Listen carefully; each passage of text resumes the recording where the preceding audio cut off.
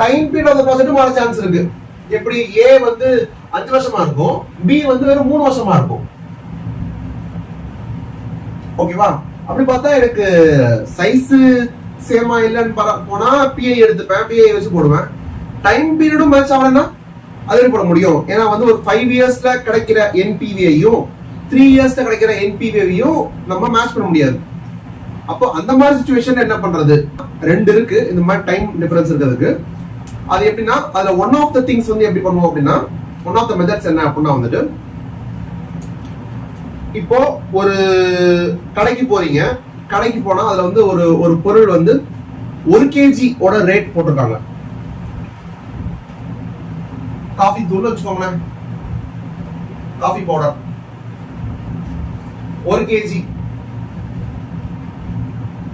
Say for example வந்து அது 100 ரூபாய். ஓகேவா? 1/2 kg இருக்கு. 1/2 kg வந்து அவங்க 51 ரூபாய் அப்படின்னு போட்டுருக்காங்கன்னு வச்சுக்கோங்க. இப்ப இங்க வந்து நீங்க வந்து கஸ்டமரா இருக்கும் போது நீங்க வந்து எது சீப்பரா இருக்கோ அப்படிதான் பாக்கணும். நீங்க சீப்பரா இருக்கிறத பாக்கணும். நீங்க நல்லா யோசிக்கணும். நம்ம வந்து ப்ராஜெக்ட்ல இன்வெஸ்ட் பண்ணும்போது வந்து அது வந்து எவ்வளவு இன்ஃப்ளோ அதிகமா வருதுன்றத பாக்கணும். இங்க வந்து எவ்வளவு அவுட்ஃப்ளோ கம்மியா போது அவன் தான் பெட்டர் இல்லையா? ஏன்னா நம்ம பர்ச்சேஸ் பண்றோம், கடைக்கு போய் நம்ம காஃபி பவுடர் வாங்குறோம், 1 kg 100 ரூபாய் போட்டிருக்கான், 0.5 kg 51 ரூபாய் போட்டிருக்கான். இப்ப நீங்க இந்த 51 ரூபாயும் 100 ரூபாயும் அப்படியே கம்பேர் பண்ணி இந்த 51 ரூபாய் சீப்பு அப்படி சொல்ல முடியுமா? சொல்ல முடியாது. ஏன்னா என்ன கிடையாது, சேம் கிடையாது, சைஸ் சேம் கிடையாது. அப்ப என்ன பண்ணுவீங்க? இப்படி இருந்து என்ன பண்ணுவீங்க? நீங்க 0.5 kg ஒரு பாக்கெட் வாங்குறதுக்கு பதிலா 0.5 kg 2 பாக்கெட் வாங்கினா என்ன ஆகும்? உங்களுக்கு எல்லாம் பண்ண மாட்டோம், இருந்தாலும் சொல்றேன். 0.5 kg 2 தடவை வாங்கினா என்ன ஆகும்? 51 into 2 வாங்கினா எவ்வளவு ஆகுது? 102 ரூபாய் ஆகுதா? ஓகே, 0.5 kg 2 தடவை போட்டா 102, ஆனா 1 kg-னா 100 அப்படி சொன்னா இந்த நம்பரும் இந்த நம்பரும் இப்ப கம்பேரபிள், ஏன்னா பேஸ் சேம். அப்ப இதை தான் நம்ம கம்பேர் பண்ணுவோம் இல்லையா? ரெண்டு விஷயம் சேமா இல்லைன்னு சொன்னா அதை சேமா ஆக்கிட்டு அதுக்கப்புறம் கம்பேர் பண்றோம் இல்லையா? இது ரெண்டுத்துல எது சீப்பா இருக்கு அப்படின்னு பார்த்து 1 kg ஆகிட்டு நமக்கு பெட்டர்ப்பா அப்படின்னு சொல்லி இதை வாங்குவோம். கரெக்டா? இதே இது கேபிட்டல் பட்ஜெட்டிங்ல என்ன ஆகும் அப்படின்னா, இந்த கேஜிக்கு பதிலா டைம் வச்சுக்கோங்க. இது வந்து 3 year ப்ராஜெக்ட். ஓகேவா? இது வந்து 6 year ப்ராஜெக்ட். அப்போ 6 yearல கிடைக்கிற NPV ஒரு 100 lakhs. 3 years ப்ராஜெக்ட்ல கிடைக்கிற ஒரு NPV 51 lakhs. அப்படி இருந்ததுன்னா இது ரெண்டையும் கம்பேர் பண்ண முடியாதுல்ல? அப்ப நம்ம பாதி கேஜி ஆகுதுன்னா என்ன பண்ணும்? 2 kg வாங்கினா என்ன ஆகுதுன்றத பார்த்து மேட்ச் பண்ணோமா? அதே தான் இங்கேயும் பண்றோம். 3 years ப்ராஜெக்ட் பாத்தீங்களா, 2 தடவை இன்வெஸ்ட் பண்றோம். எப்படி ஒரே நேரத்தில் 2 இன்வெஸ்ட் பண்ண முடியும்? ஒரு தடவை இன்வெஸ்ட் பண்ணி 3 years முடிச்சுக்கிட்டு திருப்பி இன்வெஸ்ட் பண்ணுவோம் இன்னொரு 3 yearsக்கு. சோ தட் என்னோட காசு ஒரு அமௌண்ட் இருந்ததுன்னா அதை நான் 2 தடவை போடுற மாதிரி ஆகும். ஃபர்ஸ்ட் ஒரு தடவை போட்டு ரிட்டர்ன் எடுத்துட்டு அதுக்கப்புறம் 3 years முடியும் போது இன்னொரு இன்வெஸ்ட் பண்ணி 6 வருஷம் கழிச்சு இன்னொரு ரிட்டர்ன் எடுக்கணும். அப்ப எனக்கு 6 வருஷம் ப்ராஜெக்ட் மாதிரி ஆயிருமா? அப்ப அது வந்து எனக்கு இந்த 6 years மேட்ச் பண்ற மாதிரி ஆயிருமா? அப்படி வச்சு பண்ணுவேன். அப்போ இந்த 51 லட்சம்ன்றது இந்த மாதிரி பண்ணும்போது டைம் லைன் டிஃபரன்ஸ் இருக்கு. ஏன்னா வந்து 3 வருஷம் கழிச்சு போய் இன்வெஸ்ட் பண்றோம். அப்போ டைம் வேல்யூ ரைட்டா மாறலாம். சும்மா ஒரு எக்ஸாம்பிளுக்காக சொல்றேன். கிட்டத்தட்ட இன்னொரு 51 லட்சம் வருமா? அவ்வளவு வராது. பட் 51 லட்சம் வரமா வச்சுக்கோ. 2 தடவை பண்றதுனால 51 வருதுன்னா 102 லட்சம் வரும். இப்ப கம்பேரபிள் இந்த 102 100. ஓகேவா? எதை சூஸ் பண்ணுவீங்க? 102 சூஸ் பண்ணணும் இப்ப. ஏன்னா வந்து முன்னாடி இந்த காஃபி பவுடர்ல வந்து அது வந்து காசுன்றதுனால எது சீப்பரா இருக்கோ அதை சூஸ் பண்ணி போவோம். இங்க நம்ம பாக்குறது வந்து பிரசன்ட் வேல்யூ, இன்ஃப்ளோ, காசு உள்ள வருது. எனக்கு இந்த ப்ராஜெக்ட்ல 2 வருஷம் போட்டேன்னா 2 தடவை போட்டேன்னா எனக்கு 102 lakhs வரும். இந்த ப்ராஜெக்ட்ல போட்டேன்னா எனக்கு 100 lakhs வரும். அப்ப எவ்வளவு எதுல அதிகமா வருமோ அதை எடுப்போம் இல்லையா? இப்ப 102 lakhs எடுப்போம். சோ டைம் பீரியட் சேமா இல்லைன்னு சொன்னா டைம் பீரியட் சேம் ஆக்குற மாதிரி அந்த ப்ராஜெக்டை திருப்பி பண்றோமா? திருப்பி பண்றதுனால செயின் மாறியது. அப்போ ஒரே ப்ராஜெக்ட வந்து செயின் ரியாக்ஷன் மாதிரி ஃபர்ஸ்ட் ஒரு பண்ணிட்டு அதுல காசு எடுத்து திருப்பி அதே போட்டு சோ தட் அந்த பெரிய ப்ராஜெக்டோட மேட்ச் பண்ற மாதிரி கொண்டு வந்து அப்புறம் அதுக்கு அந்த NPV வந்து கம்பேரபிள் ஆக்கி பண்ணலாம், செக் பண்ணலாம். இந்த 6 வருஷ ப்ராஜெக்ட்ல ஒரே வாட்டி போடலாமா இல்ல அந்த 3 வருஷ ப்ராஜெக்ட்ல 2 தடவை போடலாமா அப்படின்னு டிசிஷன் எடுக்கணும். இது ஒரு வகை. ஆனா இதுக்கு வந்து உங்களுக்கு கரெக்டா வந்து இது 6 3 மல்டிபிள்ஸ்ல வர மாதிரி வரணும். கரெக்டா அந்த பீரியடுக்கு மல்டிப்ளை பண்ணி ஈக்குவல் பண்ற மாதிரி இருக்கிற மாதிரி பண்ணலாம் உண்டு, இல்லையா? இல்லைன்னா பண்ண முடியாது. அப்போ இது ஒரு மெத்தட், பட் ரொம்ப சூப்பர் மெத்தட்னு சொல்ல முடியாது. அப்ப வேற என்ன பண்றது அப்படின்னு சொன்னா, சிச்சுவேஷன் வந்து 3 years and 6 yearsக்கு பதிலா 3 years and 7 years இருக்குன்னு வச்சுக்கோங்க. 3 years and 7 years இருக்கு. அப்படி இருந்ததுன்னா நீங்க அந்த இன்டூ 2 பண்ணிலாம் கூட மேட்ச் பண்ண முடியாது. அப்ப அப்படி இருக்க சிச்சுவேஷன்ல என்ன பண்றது அப்படின்னு பார்க்கணும். ஏன்னா 7 வருஷத்துல ஏர்ன் பண்ற நெட் பிரசன்ட் வேல்யூவை கொண்டு போய் 3 வருஷத்துல ஏர்ன் பண்ற நெட் பிரசன்ட் வேல்யூவோட கம்பேர் பண்ண முடியாது. அப்ப எப்படியாவது சேம் ஆகணும். இத வந்து 7 வருஷம் பீரியட் மாதிரி மாத்திரலாம்னு பார்த்தா மாத்த முடியல. அப்ப என்ன பண்றது அப்படின்ற போதுதான், சப்போஸ் உங்களுக்கு ஒரு கடையில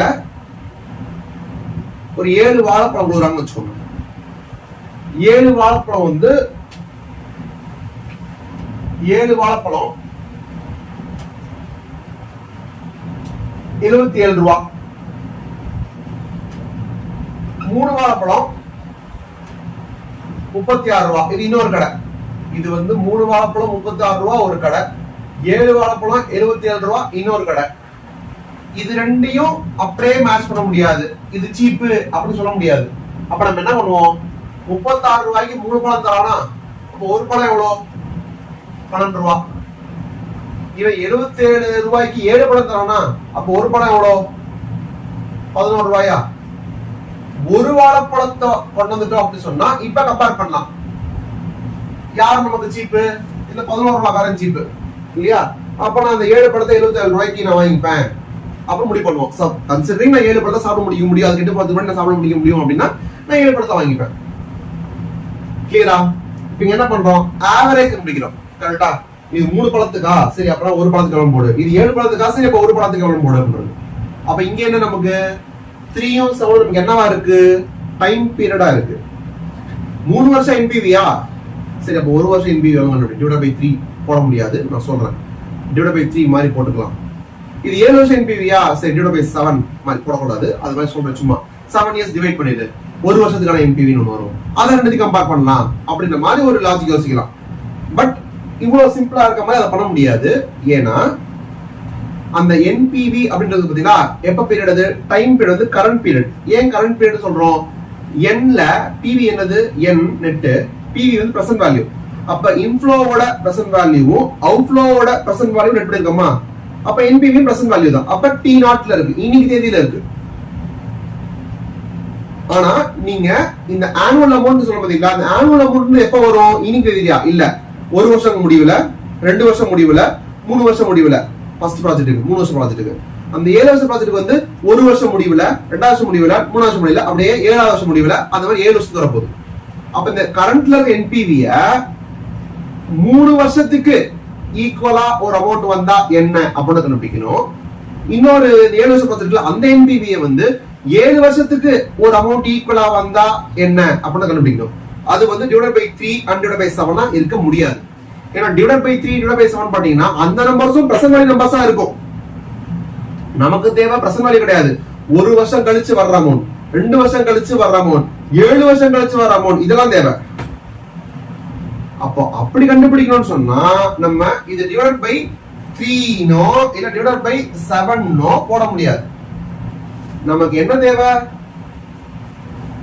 first year, second year, third year எல்லாத்துலயும் ஒரு அமௌண்ட் வரணும். அந்த அமௌண்டோட பிரசன்ட் வேல்யூ நான் நினைக்கிற அமௌண்டாவும் இருக்கணும். கரெக்டா? நார்மலா இப்படி என்ன பண்ணுவோம், இது 1000 ரூபீஸ் வச்சுக்கோங்க. சும்மா 1000 1000 1000 3 வருஷம் வந்து என்ன பண்ணுவோம், நம்மளுடைய எக்ஸ்பெக்டட் ரேட் ஆஃப் ரிட்டர்ன், அந்த காஸ்ட் ஆஃப் கேபிட்டல் இருக்குல்ல, அது 12% சொன்னேன்னு நினைக்கிறேன் இல்லையா? அப்பனா இது 1/1.12, இது 1/1.12 2 தடவை, இது 1/1.12 3 தடவை அப்படின்னு போட்டு ஒவ்வொன்றுத்தையும் 1000 மல்டிப்ளை பண்ணலாம். ஆர் காமனா 1000ன்றதுனால இது எல்லாத்தையும் ஆட் பண்ணிக்கலாம். ஆட் பண்ணா அப்படி வரதுக்கு பார்த்தா என்னது, PVAF பிரசன்ட் வேல்யூ ஆன்னுவிட்டி ஃபேக்டர். எல்லா வருஷத்தோட பிரசன்ட் வேல்யூ சேர்த்து ஆன்னுவிட்டி ஃபேக்டர். அது இதை எடுத்துக்கிட்டு ஏதாவது ஒரு அமௌண்ட், எல்லா அமௌண்ட் சேம் தானே, ஏதாவது ஒரு அமௌண்ட் மல்டிப்ளை பண்ணா அப்படியே எங்க வந்து லேண்ட் ஆயிருவோம், நம்ம இந்த நம்பர்ல லேண்ட் ஆயிருவோம். கரெக்டா? இது நார்மல். ஆனா நம்ம கிட்ட இப்ப என்ன இருக்கு, இந்த என்பிவி இருக்கு, பிரசன்ட் வேல்யூ அனிவேட்டரி இருக்கு. அது எப்படி இருக்கு? 12% நம்பர் தெரியும்ல. அப்ப 1/1.12 ஒரு வருஷம், 2 வருஷம், 3 வருஷம் அப்படி ஜிடி அடிச்சோம்னா பிவிஎஃப் வந்துரும். நமக்கு தேவை எது? இந்த xx அப்படின்ற நம்பர் தான் நமக்கு தேவை. அப்படி பார்த்தா எனக்கு இந்த தெரியாத xx நம்பர் இருக்குல்ல, அது இன்டு பிவிஎஃப் பண்ணனா இந்த பிரசன்ட் வேல்யூ வரும். எனக்கு என்ன தேவை? இப்ப இந்த அமௌண்ட் தான் எவ்வளவு தேவை. அப்ப என்ன பண்ணணும்? பிவிஎஃப் கீழ வந்துருமா? அப்ப net present value divided by PVF பண்ணும். போட்டா இந்த அமௌண்ட் வந்துரும். அப்போ 3 இயர்ஸ் ப்ராஜெக்ட்டுக்கு ஒரு என்பிவி இருக்கா, அத வந்து 3 இயர்ஸ் ஓட பிரசன்ட் வேல்யூ ஆனுவல் ஃபேக்டர்ல டிவைட் பண்ணுங்க. அது கண்டிப்பா 3 விட கம்மியா தான் இருக்கும். ஏன்னா 1 டிவைடட் பை ஒரு பெரிய நம்பர், 1 டிவைடட் பை அதை விட பெரிய நம்பர், 1 டிவைடட் பை அதை விட பெரிய நம்பர். அதாவது டினாமினேட்டர்ல இந்த நம்பர் கன்சிடர் பண்ணும்போது அது பெரிய நம்பர். அப்படி போடும்போது கண்டிப்பா வர நம்பர் வந்து 111 அப்படின்ற டோட்டல் 3 விட கம்மியா தான் இருக்கும். 2.7 2.6 அப்படிதான் இருக்கும். அப்ப அந்த பிவிஎஃப்ன்றது ஜெனரலா ஆவரேஜ் எடுக்கணும்னா நம்ம டிவைட் பை 3 பண்ணிருப்போம். ஆனா 3 பண்ணாம அது 2.6 ஓ 7 ஓ ஏதோ வருதுல, அதை போட்டு இந்த நம்பர் கண்டுபிடிக்கணும். அதை கண்டுபிடிச்சிட்டு அதுதான் வந்து ஆனுவலா 3 இயர்ஸ்க்கு வர போற அமௌண்ட் அப்படி முடிவு பண்ணிடணும் 3 வருஷம் ப்ராஜெக்ட்டுக்கு. அதே மாதிரி 7 வருஷம் ப்ராஜெக்ட் எடுக்கணும். 7 வருஷம் ப்ராஜெக்ட்ல வர்ற என்பிவி வந்து 7 வருஷத்துல வரக்கூடிய அமௌண்ட். அப்போ 7 வருஷத்துக்கான பிவிஎஃப் போடணும். 1/1.12 ஈக்குவல் டு 7 தடவை அடிச்சு அத ஜிடி அடிச்சு வந்தா பிவிஎஃப் 12% ஃபார் 7 இயர்ஸ் இருக்கும். 7 இயர்ஸ் ப்ராஜெக்ட்டோட என்பிவி டிவைடட் பை அந்த 7 இயர்ஸ்க்கான பிவிஎஃப் போட்டோம்னா அங்க ஒரு ஆனுவல் அமௌண்ட் வரும். 3 இயர்ஸ் ப்ராஜெக்ட்ல வந்த ஆனுவல் அமௌண்ட்டையும் 7 இயர்ஸ் ப்ராஜெக்ட்ல ஆனுவல் அமௌண்ட்டையும் கம்பேர் பண்ண முடியும். ஏன்னா ரெண்டுமே என்னது? ஆனுவல். அந்த மாதிரி ஆனுவலைஸ் பண்ணிட்டு ஈக்குவலன்ட் அமௌண்ட், ஆனுவலைஸ் வேற வேற அமௌண்ட் தான், அத வருஷ வருஷமா வந்த மாதிரி போட்ட மாதிரி படி. வடிவேல் காமெடி தான் எல்லாத்துக்குமே. போட்ட மாதிரி படி, இருக்கிற மாதிரி படி, ஈக்குவலா வந்த மாதிரி போடு. போட்டோம்னா 3 இயர்ஸ் ப்ராஜெக்ட்டோட annualised number, 7 years annualised number, இந்த ரெண்டு நம்பர் எடுத்துட்டு இதை கம்பேர் பண்ணி பார்த்துட்டு ஆனுவலா யார் அதிகமா தரான், பேசிக்கலி ஆவரேஜா யார் அதிகமா தரான் அப்படின்னு கண்டுபிடிச்சிட்டு யார் அதிகமா தரான் அவனை சூஸ் பண்ணிடு அப்படின்றது இன்னொரு option. So unequal life project life இருந்துச்சு அப்படின்னு சொன்னா எய்தர் ரிப்பீட் பண்ணணும், சைக்கிள் போடணும், ஒரே ப்ராஜெக்ட் 2 தடவை 3 தடவை இந்த மாதிரி போட்டு மேட்ச் பண்ணணும், அப்புறம் கம்பேர் பண்ணணும். இல்லையா அதோட என்பிவி எடுத்துக்கோ, இதோட என்பிவி எடுத்துக்கோ, இந்த ப்ராஜெக்ட்டுக்கான பிவிஎஃப் எடுத்துக்கோ, இந்த ப்ராஜெக்ட் பிவி எடுத்துக்கோ, டிவைட் பண்ணு, இதோட ஆனுவல் நம்பர் வரும், இதோட ஆனுவல் நம்பர் வரும். அந்த ஆனுவல் நம்பர் கம்பேர் பண்ணி யார் அதிகமா இருக்கோ அவனை போட்டு போயிட்டே. கிளியர்?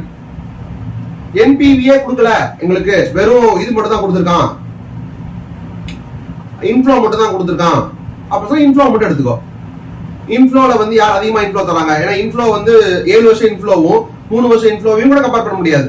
அப்ப 7 வருஷம் இன்ஃப்ளோவோட பிரசன்ட் வேல்யூ, 3 வருஷம் இன்ஃப்ளோவோட பிரசன்ட் வேல்யூன்னு இருக்கும். அப்ப பிரசன்ட் வேல்யூ ஆஃப் இன்ஃப்ளோ தான் ரெண்டுமே. அந்த பிரசன்ட் வேல்யூ ஆஃப் இன்ஃப்ளோவை டிவைட் பண்ணு பிவிஎஃப் ஆல. இவனுக்கு 3 வருஷம் பிஎஃப், அவனுக்கு 7 வருஷம் இன்ஃப்ளோ போடு. அப்போ ஆவரேஜா இன்ஃப்ளோ யார் எவ்வளவு வருதுன்னு வரும். 3 வருஷம் ப்ராஜெக்ட்ல எவ்வளவு ஆவரேஜ் இன்ஃப்ளோ இருக்கு, 7 வருஷம் ப்ராஜெக்ட்ல எவ்வளவு ஆவரேஜ் இன்ஃப்ளோன்னு வரும். அந்த ஆனுவல் நம்பரை வந்து கம்பேர் பண்ணி யார் அதிகமா இன்ஃப்ளோ தரானோ அவன் எடுத்துக்கோ. இல்லைங்க நான் இந்த ப்ராஜெக்ட் வந்து எல்லாமே அவுட்ஃப்ளோ தான், ஃபர்ஸ்டும் அவுட்ஃப்ளோ தான், அதுக்கப்புறமும் காஸ்ட் இன்கர் பண்ணிக்கிட்டே இருக்கிறோம், வருஷம் காஸ்ட் ஒரு மெஷின் வாங்கியிருக்கோம், அதுக்கப்புறம் வருஷம் ரிப்பேர்ஸ் மெயின்டெனன்ஸ் பண்ணிட்டே இருக்கோம். அப்ப ஃபர்ஸ்டும் அவுட்ஃப்ளோ தான், அப்புறமும் அவுட்ஃப்ளோ தான். யாரு வந்து சீப்பர், இந்த மெஷின் சீப்பரா அந்த மெஷின் சீப்பரா நான் செக் பண்ணிட்டு இருக்கேன், இருக்கிறது பூராமே அவுட்ஃப்ளோ தான் அப்படின்னா அவுட்ஃப்ளோ எடுத்துக்கோ, ஒன்னும் பிரச்சனை இல்லை, அவுட்ஃப்ளோ எடுத்துக்கோ. பிரசன்ட் வேல்யூ அவுட்ஃப்ளோ போடு, இதே மாதிரி ஆனுவலைஸ் பண்ணு. 3 வருஷம் அவுட்ஃப்ளோவையும் 7 வருஷம் அவுட்ஃப்ளோவையும் ரெண்டுத்தையும் ஆனுவல் கொண்டு வா, கம்பேர் பண்ணு, பிரச்சனை இல்லை அது வரைக்கும். ஆனா இது காஸ்ட்ன்றதுனால அவுட்ஃப்ளோன்றதுனால விச் எவர் லெஸ் எடுத்துக்கோ. இங்கெல்லாம் நம்ம அதிகமா எடுத்துட்டு இருந்தோம், அது அவுட்ஃப்ளோ நம்பர்ன்றதுனால யாரோட காஸ்ட் கம்மியா இருக்கோ அதை எடுத்துப்போம். அப்ப ஆனுவல் நம்பர்ல யாரு கம்மியா இருக்கானோ அவன் எடுத்துக்கோ. அவ்வளவுதான்.